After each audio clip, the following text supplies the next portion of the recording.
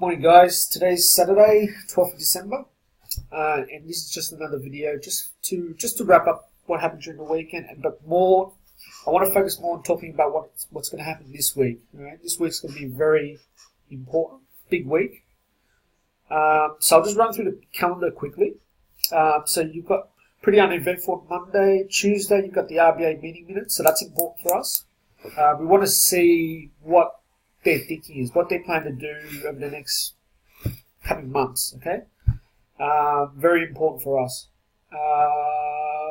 What else is there? GDP data, you've got CAD data, nothing really that stands out besides Euro on Wednesday, Consumer Price Index, but again, I don't think that's going to be, will be pretty important, I guess. Thursday's the big one, okay? Thursday's the one we're waiting for, I believe, which is, where are we? There we go. So the FOMC meeting goes over 2 days, but the actual announcement comes on Thursday morning for us, so 6 in the morning for us. So that's going to be the interest rate decision. That's very important. I'll talk more about that later, but I want after I run through all the what's happened during the week. But then you've got the statement that comes out straight after. So these two are very, very important. Incredibly important. This is probably the most important day for the year. And it's probably going to set the stage for what's going to happen in the next month, 2 months, 6 months, 2 years. All right, so very important day for everyone, actually. So let's just go through what's happened during the week. So I'm just going to go reverse this at this time. I'm going to start with oil. Now, oil's put in a new low. Okay, so that's what we were looking for. I'm not sure if I mentioned in the last video. But we were looking for evidence that we're going to get a reversal, alright? If not, we were looking for evidence that we're going to break structure, which we did. Okay, so we had this is the low from March 2015. And then we put in another low in August. Okay? So what we were looking for a potential another low, a new low, which we did put in. But if we happen to get, say, a reversal around here before this, then we were looking for a potential reversal. Okay, so on the shorter time frame, we've hit our target. So we've actually hit our target. So we're down at the 35.22 area. So I did say it was going to be 35, low 35s we're looking at. But on the higher time frame, the weeklies and the dailies, you're looking at a potential. This is not to say it will happen, this is possible that we might see a low down at the 26 area, okay? This is really significant because it's getting to that point now where there's a lot of power plays, a lot of moves by the big oil giants, and the big oil producing nations, okay? So if oil goes any lower, right, and I remember someone telling me a few years ago that he said that if oil ever went really low or crashed, that will signal the start of the next financial crisis. Okay, now we're right there now. I totally forgot about that he mentioned that. I was talking to a friend the other day. So I'll probably have to do another video just to talk about this in more detail. But you're looking at low oil prices. But if I look at the daily chart, there is some divergence from what I see. If I go on the weekly chart, there was some divergence over here, I think. Over here, sorry. So we do have some bullish divergence, right? Which signals to me that we are about to hit a bottom. We're about to see a bottom, okay? Importantly to note that there's also a weekly bottom here too. A weekly lower high, all right? That's important to keep note of. So you got this lower high from back in 2001, and you had this another lower high in 2009. I expect the same thing to happen. So we're close to a bottom, but if we do cross this level, if we do cross the 32, then we're in trouble. Okay, we're in big trouble. I know it's good at the petrol station. You know, you can get the cheaper petrol, but it's actually not. Low oil prices is not good at all for the overall economy, and it eventually hits you anyway. So that's what I'm watching for. No trades open. Just watching, keeping an eye on oil and what's going on there. But if you look at the lower time frame, very bearish. You know, it looks like it's going to keep going down. But we'll see how we go from there. So But I'll talk about that in another video. Now, we'll talk about gold. Sorry, not gold. The dollar index. Okay. Now, I've been saying this pretty much every week. Pretty much, we put in this impulsively, and then we put in this kind of bullish pattern, bullish wedge pattern, right? And we will wait for the breakout, which we got.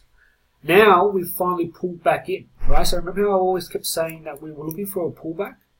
Right? We went up, then we kind of did this consolidation, formed the wedge pattern, then we broke out of that channel, right? Which we did. Put in a double top. Okay, so that's important. Put in a double top, which is generally a reversal signal. Okay, it's a reversal signal. But I was also looking for this retrace, right, back into structure, which we did. We've got this retrace, and I'm looking at the weekly time frame. Okay. Now, what I expect to see is, some kind of move, either down, right, or up, obviously, right.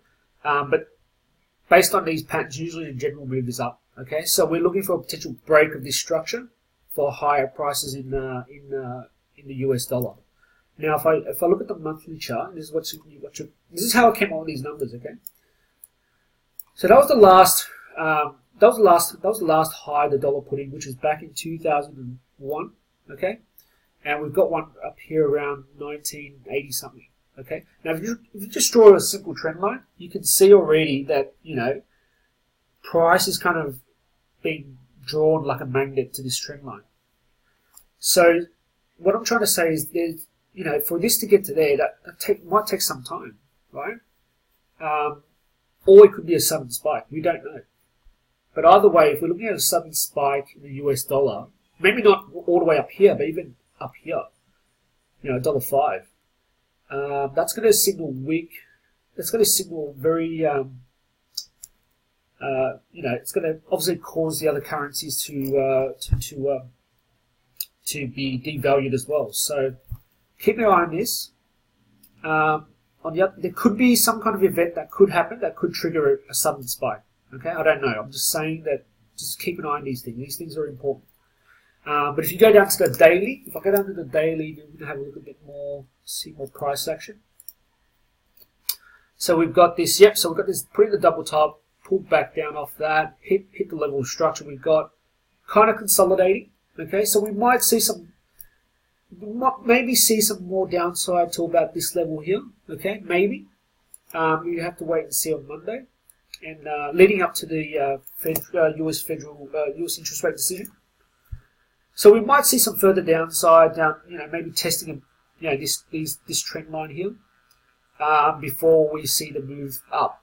Now, so Thursday morning would be the US's Wednesday time. So we're looking at Monday, Tuesday, Wednesday of trading. Pretty much, I think Wednesday will be dead quiet. There'll be no trading going on. I think everyone's just going to be pretty much sitting on the sidelines, waiting to see what happens. Okay, so don't expect, maybe even Tuesday. Don't expect Tuesday and Wednesday to be much trading going on at all. It'll be pretty quiet. Even Monday, since Monday's the start of the week. Okay. So don't put in risky trades. Don't get into the market if there is, if you don't need to. We're going to see a lot of volatility. No one really knows what's going to happen until this decision is made. Okay. So that's the dollar index. Now gold, on the other hand, is interesting as well because now if I look at the weekly time frame, now we've been pretty bearish, like I've said. We're kind of in this zone where we're putting in this pattern that could break out to the upside. I've got a trade here for an initial target up here. For this to be reversing, to be bullish, we need to see a break of the structure level, which is up this level here, roughly around the 1179 area. Okay, roughly, give or take. These lines marked in red are key structure levels I put in to say that I want to see either touched or broken. Okay, this is on a weekly time frame, so this is not going to play out for some time. But you can look at this one initially, and we can look to see what price action is actually doing. So if I go down to the daily, it's putting in a bullish pattern. Now, if you find that gold and silver and oil and so forth. It's very harmonic. It's very like you can almost predict the price movements, right? I'll show you what I mean. Is like you just look at this here, right? Look at that. Look at that. You know, it's very similar. You know, maybe not the same length, time, and size, but very similar. This one's just getting smaller and smaller. But you get these big moves like this that, you know, there's a clear pattern happening here, right? And if you see that pattern, you can, you know, you can really just trade off that. You don't need to know any technicals, really. You know, it's a clear pattern. Look at that. You know, that's institutional manipulation. This is what I think. People will say no, but it is for sure.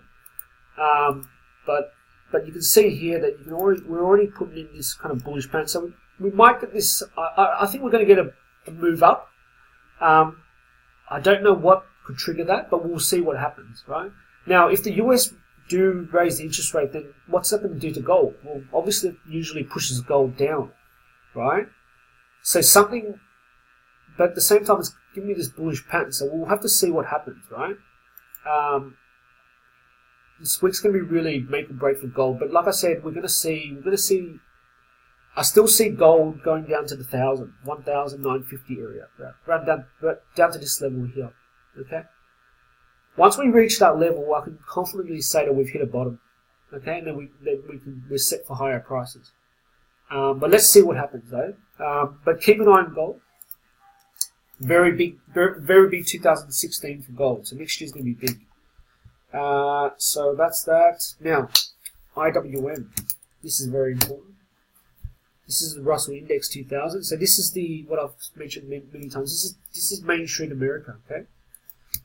This is the mums and dads, the small businesses, those people, right, that drive the economy. So it's very important that we track this one. Okay. The other thing that's important about this too is this is where all the risk assets are, right, in this index. When I say risk assets, I mean like the speculative kind of stocks, your penny stocks, not like the 20-cent ones, but like, you know, the $1, $2 ones, the very low ones, not like the big banks that are $50 or $200 a share, not those ones, okay? So I think anything less than $5, I think. But I've been tracking this for a while, and I told you that we kind of broke below structure, pulled back up, touched structure, and I was looking for a reversal back down. Now, if this was bullish, if this was to say the stock market was going to keep going up, then I would have liked to see another green candle going over here, right? Closing above. That hasn't happened, right? We've touched that trend line, we've reversed back down again, like I said. Now that's very, very, very, very bearish. Okay, so this is probably my confirmation to say that we're heading for lower prices for sure, 100%. Okay. Now, if you zoom down to the weekly, right, you can see that we went down, touched it, tested that level, failed, came back down, put in a bullish pin bar, very good signal, very good bullish pattern, went back up. Kind of went up and down here, chopped around a bit, just went above it, but failed, rejected, went back down, went for another push back up, failed, rejected, and now we've got this big, long, bearish engulfing candle, alright? And we've broken below this level here. We haven't broken around this level here, but we're close, okay? So this is pretty bearish to me. So what you want to see is whether price action will break this level and potentially that level. If we do break that level, then we're definitely heading down we're heading for a big down move. Okay, so keep an eye on that. On the daily, on the other hand, I'll show you what I'm looking at here. If you zoom up to the daily, you can see, I'm looking at this level here, this structure level here. All right, this is a key daily structure level in the daily. So we monitor that. If we cross below this on the daily, we're in trouble. So keep an eye on that one. So that leads on to our stock market. So I want to talk about the AUS 200. We're definitely going down for sure, no doubt about that. This trend line I've drawn here, so there was two things that could happen, right? When I last spoke, we were kind of around this level here. So what could have happened was it could go up or down, obviously. If it went up, there were certain levels that I would have liked to see it test before I can actually say that we're going to keep going up. That hasn't happened, obviously. If it went down, same thing. We wanted to see price actually test this level, break below it, and then go back up to retest the level before going down. So that's what's happened there. So this is kind of half the confirmation, okay? Not quite full confirmation yet. We want to see a test, a retest of the level, and then head down before I can actually say, yep, we're heading down for sure. Now, if this is the case, right, then we're looking at a potential. Initially, we'll have a potential move down to this level here, 4899, and then we'll probably have a move down to the 4760, given that this is a key level here to test. But there is a possibility that if we keep going down, then we're looking at 4451 and 4152 as potential levels to watch. Okay,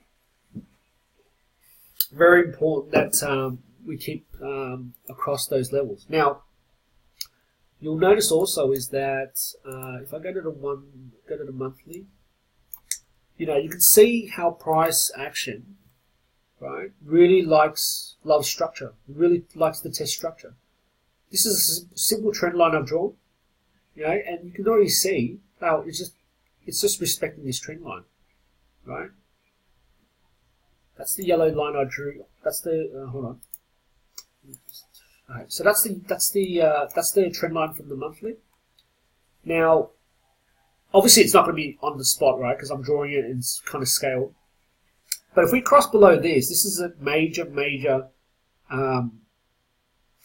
signal, right? We're going back to IWM when I showed you before, right? If you look at the IWM, I said to you before that this is a leading market indicator, right?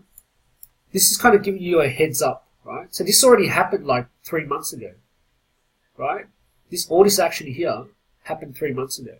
Right now, it's actually confirmed the move down. That's all it's done, right? And for us, we've just barely crossed it yet. So that's already giving me a signal.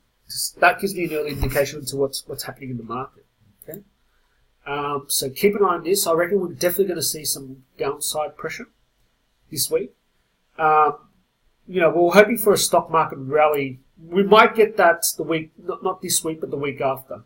A final pre-Christmas rally. But for now, we're definitely going to see a lot of bearish signals, a lot of downside in the market. So, got to be careful with this one. That leads on me to the S&P 500, the US stock market index. I'll just hide this for now. But the same thing again. On the daily chart, I've been looking at this trend line here that I've drawn. So we put in this higher high, and then we put in another lower high, and then another lower high up here, right? And then the reversal. Now, without going to all the little specific trend lines, basically what I was looking for was a move back down here, which we got, and then price went back up. So what we were looking for was either a break above this kind of trend line, and then the higher prices potentially, or we can keep going down. But the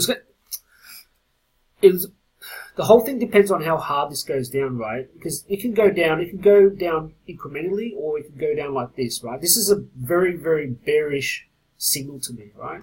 We had this massive closure today. So if you look at this is from Friday's action. That's one big massive candle went down. But if you look inside that, like if I go into the 1 hour, right, and I'll show you what happens, right?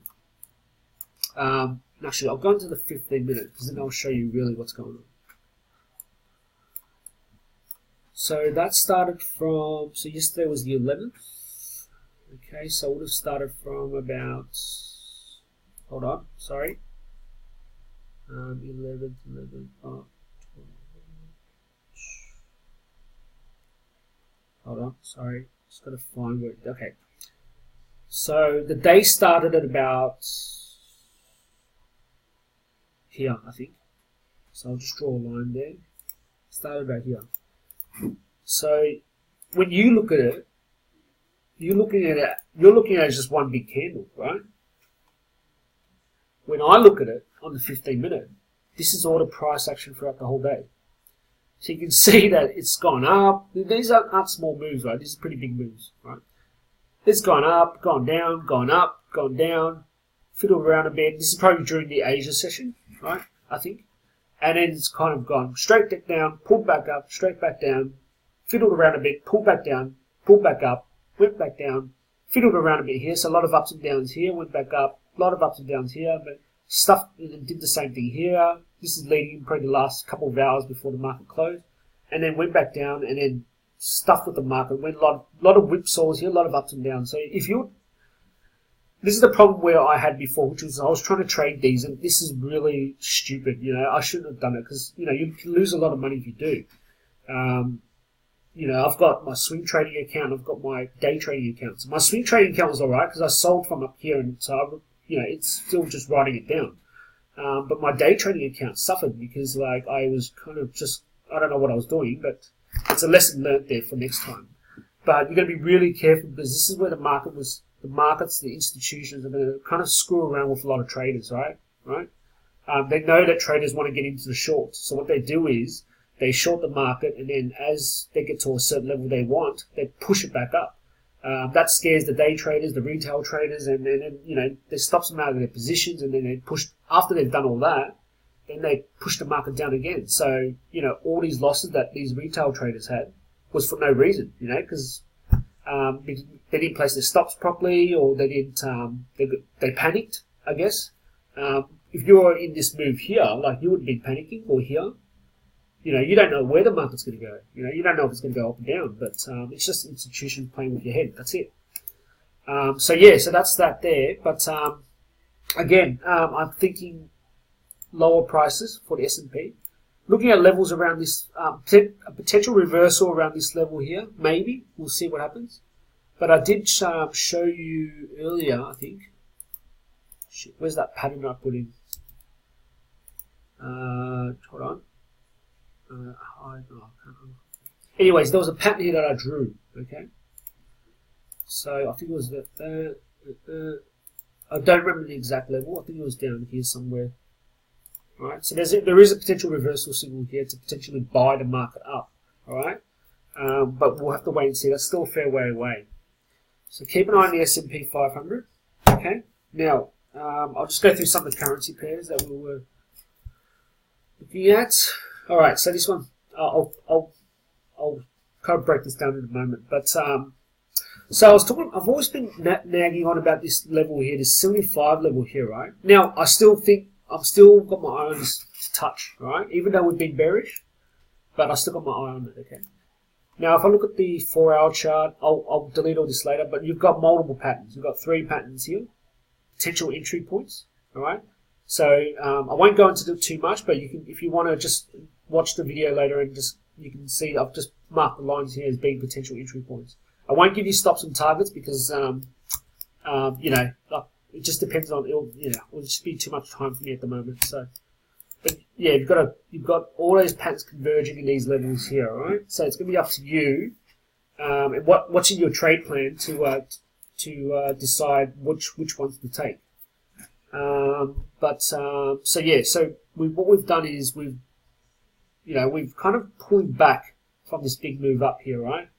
Now, we're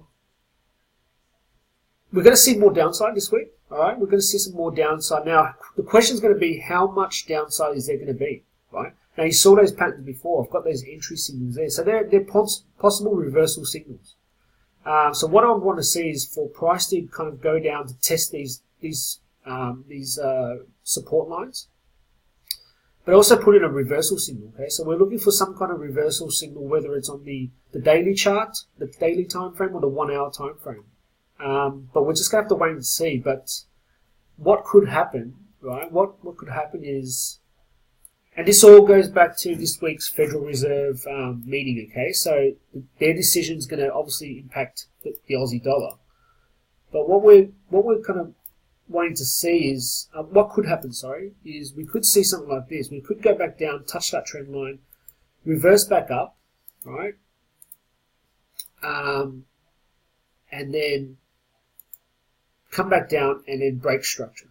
Right? That's one of the typical moves that could happen. The other thing that could happen is we could go back down, right?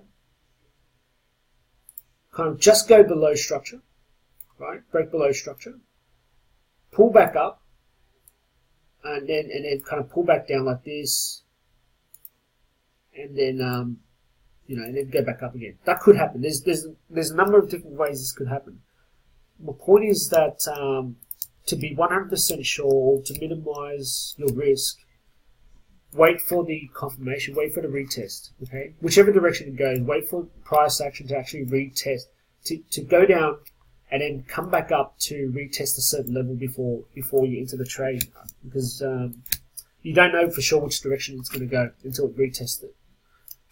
So for this to go to 75, right, we'll definitely have to go test it, go back up, reverse, go back down, and then put in some kind of double bottom or some kind of reversal signal for a move up. Now, the chances of us seeing 75 again is getting less likely, but like I said, I always find that price action loves to test structure, and we haven't tested structure yet.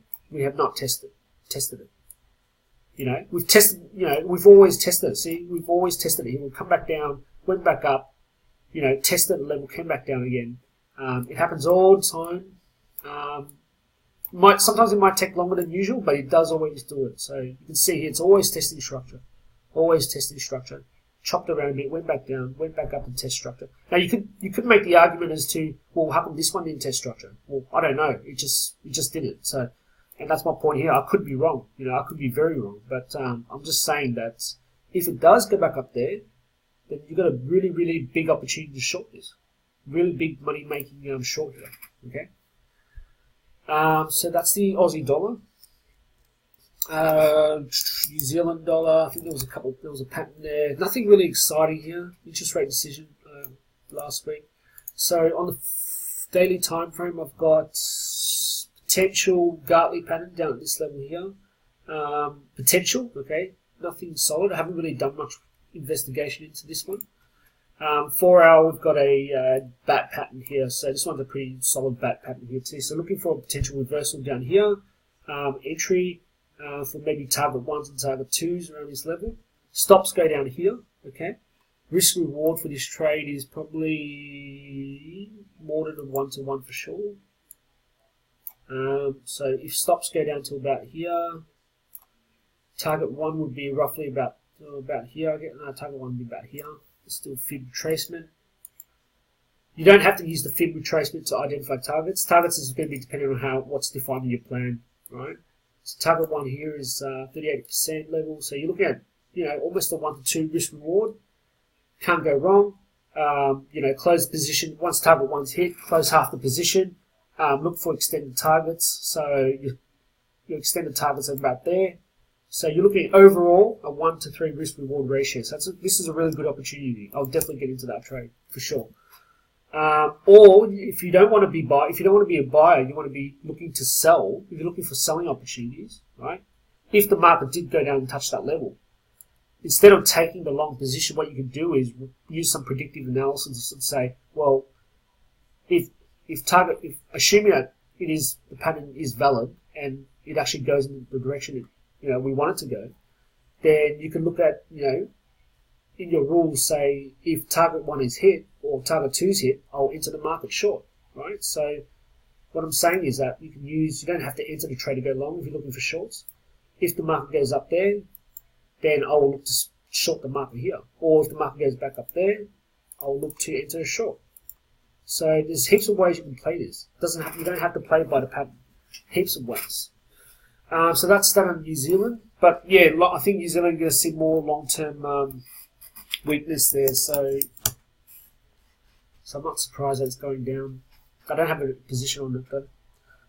Euro US dollar, Euro USD. So we've been talking about this break of structure, right? Now we're pulling back up into this level here. So I'm going to be looking to. This is a really big opportunity to short the market here. We're kind of putting in this bullish ascending bullish pattern. So similar to the US dollar index, we're kind of doing this. Now we're doing this. Move back up. So we've got the retrace. So I expect one more move up, then the retrace, maybe a slight pullback before another move back up. All right. Now once it gets to one of these levels here, I'd be looking. Oh shit! Damn it! Hold on.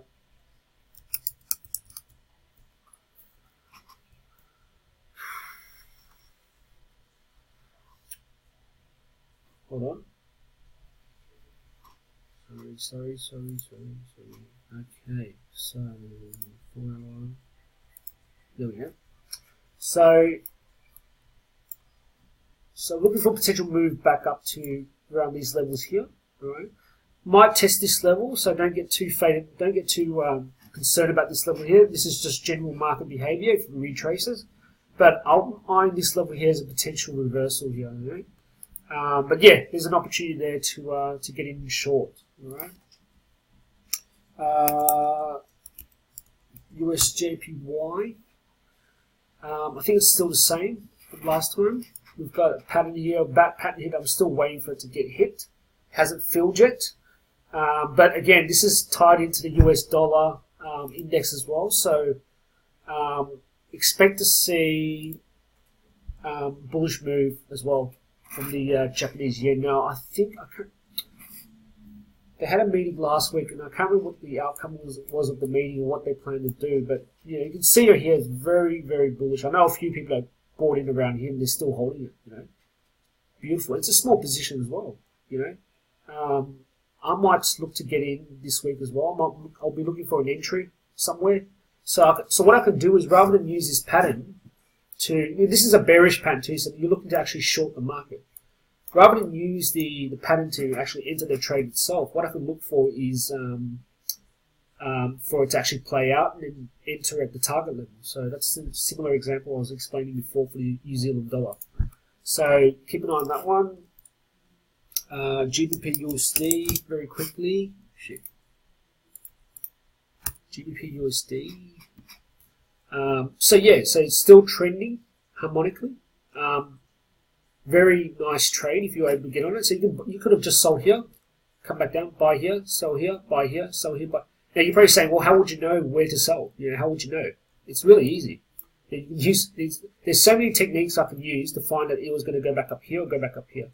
Now you don't know exactly where it's going to go, like precisely to the decimal point, but you know roughly it's going to be this level. So you just need to make sure that when you place your stops, that they're not, you know, not very close to this. You need to put it, you know, where in the safe zone. So the safe zone would be here for this if you entered here. If you entered here, safe zone would be there. If you entered here, safe zone would be there. Simple. That's it. There's two patterns I'm looking at here. There's on the daily. I've got this really kind of ugly looking cipher. I've drawn it anyway. I've kept it there as an option, but I won't. I probably won't trade that one. But if you look at the 4 hour, you've got this nice. I think it's a bat pattern there. Let me just measure it, just to make sure. Yep, bat pattern. So I'm looking for completion around this level here before I short the market. Now for this one, I'm only looking for target 1. Okay, why? Because market's trending, right? I don't think it's going to reach target 2. Maybe, maybe not, right? Maybe 1.5 targets. But let's say target 1 just to be safe. But you're looking for price to go up here for a potential reversal, potential short opportunity for target 1s, and then probably a potential move back up. And what we want to look for is this level here, this key structure level here. Now I'll go to daily so you can see it properly. But we're looking for, if price, basically when market's trending like this, we know that eventually it's going to have to stop, right? Eventually we have to know it's going to reverse or keep, you know, or stall out or whatever it does. In this case, we're always looking for evidence of reversal, right? Or continuation. Now, this is key structure level here. So if we're looking, if price does cross above this, that's the break that we're looking for. And then that signals to me that we might be seeing a reversal, right, in the trend. So rather than going down this way, we might be seeing it going back up there.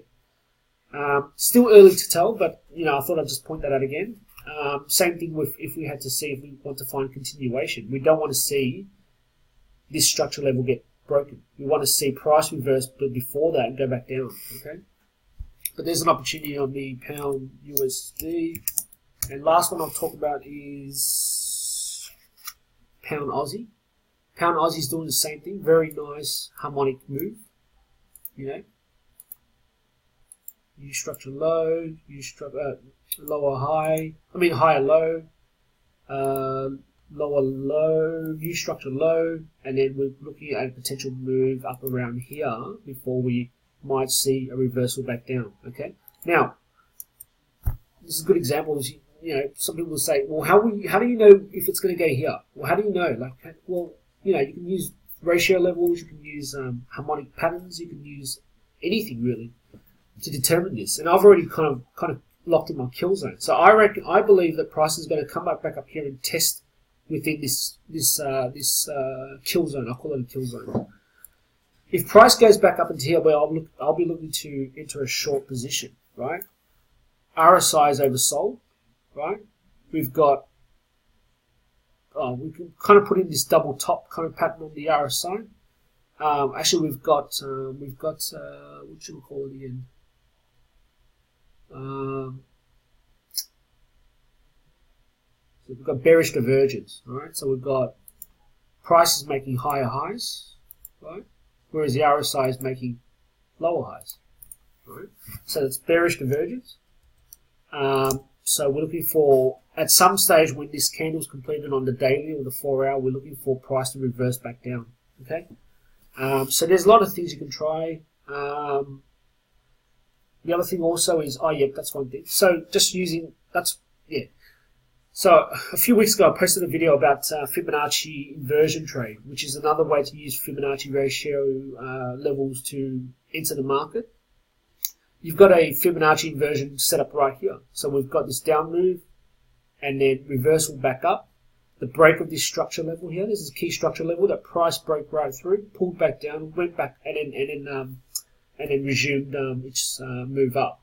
Now, the Fibonacci inversion trade would be something like swing low to swing high, back down, and we're looking for 161.8, which is right here, 161.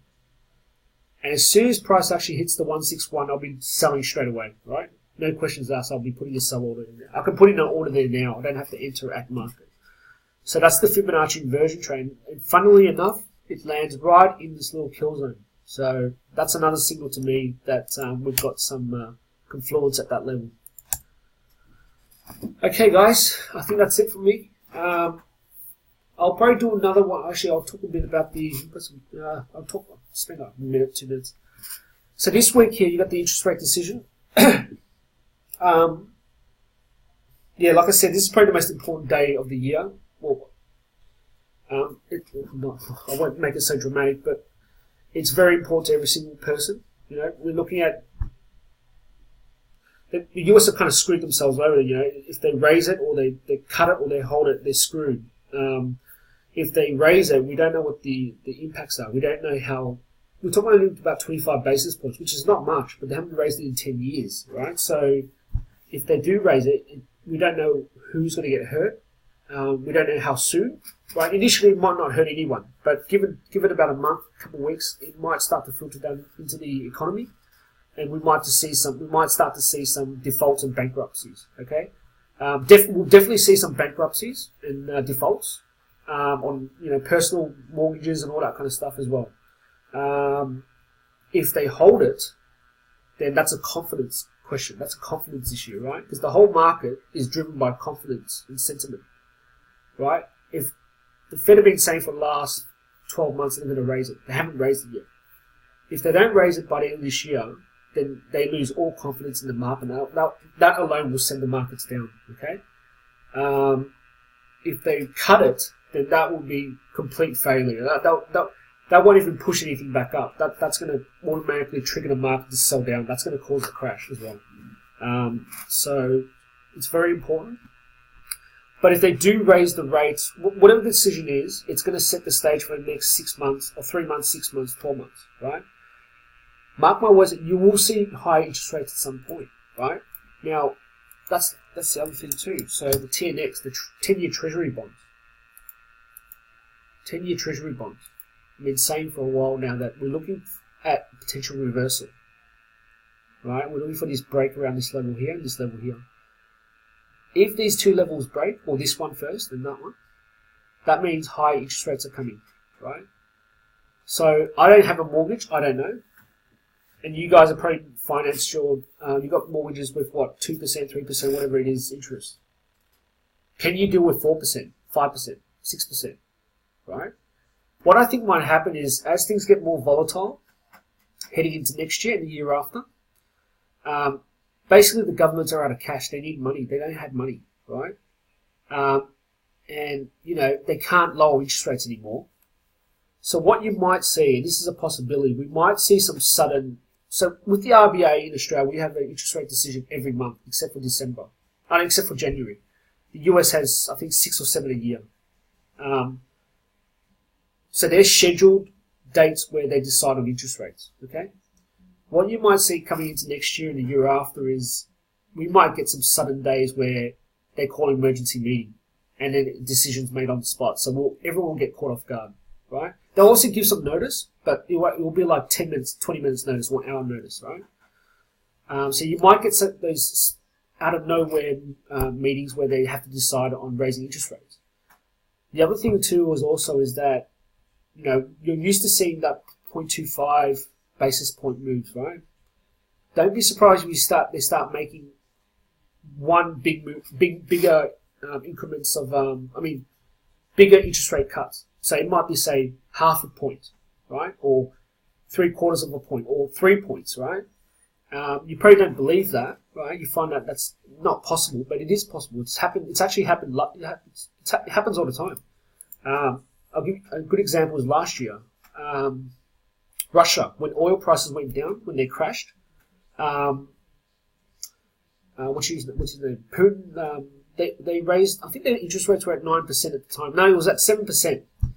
And they had just raised it to 9%, right? So 7 to 9, so it's 2% raise, right? That's not too much for them. But when the oil crisis happened, their ruble was about to collapse. So what they did was they raised the interest rate, but they didn't raise it by a couple percent. They raised it from 9% to 17% in one day, right?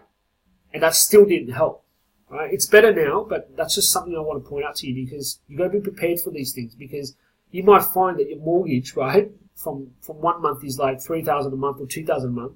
All of a sudden, next month is $4,000, $6,000, right? Can you handle that? Can you actually? Some people can, some people can't. It's simple, but you've got to be prepared for that because there is a high chance that will happen. Whether you like it or not, whether you're in denial, whatever it might be, but you know, get prepared for that. And low interest rates aren't good too because you might save a bit from your mortgage, but you're losing. You're losing value. Whatever's in your bank, you're losing value. You're losing money.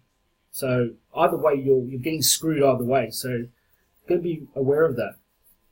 But oil prices, we're going to have a lot of companies that are kind of at that point where they have to pay their debt.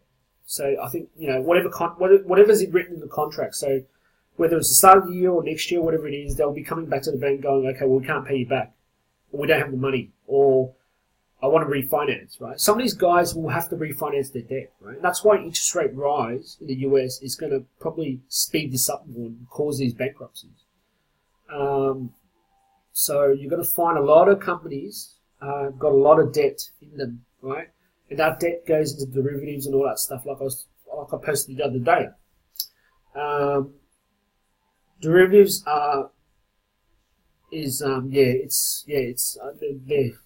I don't agree with them. What they've basically done is, because they can't finance, they can't get the loans. They don't have any assets to back up their loan, right? They want to borrow, like say, $300 million, but they don't know how to pay it back. And they're going on the fact that the assumption that oil is going to be high, right? But oil has dropped since then. So what they've done is they've just basically signed a futures contract kind of thing, a derivative contract where it's like, okay, well, if we'll just say that price is, it's basically looking into the future to say, well, we're going to set the price now, and then, you know, we'll just and then we'll yeah, it's really hard to explain. I'll try and find a better way to explain it, but basically, you know, these derivatives, which is debt derivatives, right? They're just basically being sold on to the market. So the bank holds the derivative, the risk is with the bank, but then what they do is they just sell those derivatives to investors, right? And those investors could be your superannuations or your hedge funds and all that kind of stuff. And that just goes round and round, goes from one place to another, and then it ends up in your portfolio. So you could have, that's why I said your super could have some oil-related derivatives in there. Whether it's little or not, I don't know. You have to look at it yourself. But if there is, then that could potentially hurt your portfolio, your superannuation. Okay? So, up to you. It's your choice, not mine. So, yeah, it's your money.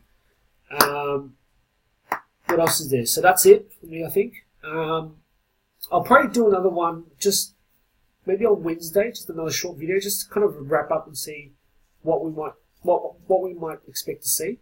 I'll try and do a video also of the FOMC night, because you're going to see some really interesting price action on that one. It's always good to watch that one. So that's that. So coming to the end of the year, from a trading perspective, I've kind of slowed down on the trading. I just don't want to force any unnecessary trades. We've had a pretty decent year, not the best year.